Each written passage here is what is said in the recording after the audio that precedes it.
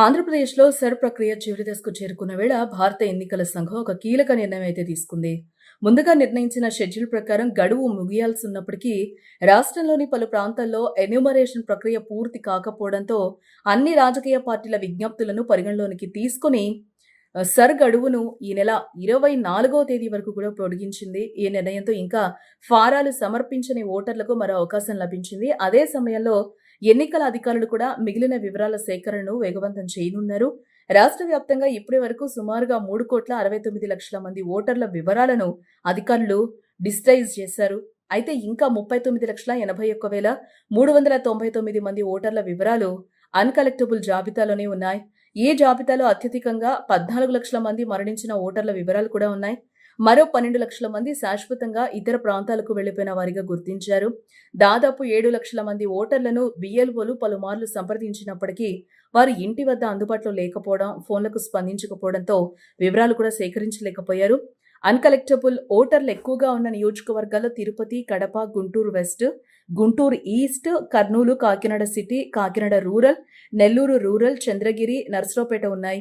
ఈ ప్రాంతాల్లో అధికారులు ప్రత్యేక బృందాలతో మిగిలిన ప్రక్రియ పూర్తి చేయాలని నిర్ణయించారు. ఇప్పటికే ఫారం సమర్పించిన ఓటర్లు కూడా ఒకసారి తమ వివరాలు సరిగా నమోదు అయ్యాయో లేదో తప్పకుండా పరిశీలించాలని ఎన్నికల సంఘం సూచిస్తోంది. ఈసీఐ నెట్ యాప్ లేదా ఎన్నికల సంఘం అధికారిక వెబ్సైట్లోకి వెళ్లి డిజిటైజ్ అయ్యాయా లేదా అని తెలుసుకోవచ్చు.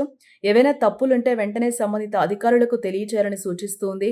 అటు మరోవైపు రాష్ట్ర ప్రధాన ఎన్నికల అధికారి వివేక్ యాదవ్ మిగిలిన ప్రక్రియ పూర్తి చేసేందుకు అదనపు సమయం ఇవ్వాలని కేంద్ర ఎన్నికల సంఘానికి లేఖ రాశారు. దీనిపై స్పందించిన ఎన్నికల సంఘం ఇప్పుడు అధికారికంగా జూలై 24 వరకు గడువు పొడిగిస్తూ ఉత్తర్వులు జారీ చేసింది. తాజా షెడ్యూల్ ప్రకారం చూస్తే జూలై 31న ముసాయిదా ఓటర్ల జాబితా విడుదల కానుంది.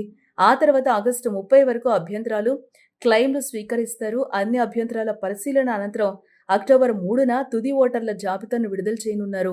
ఎన్నికల సంఘం ఒక విషయాన్ని మాత్రం స్పష్టంగా చెప్తూ ఉంది.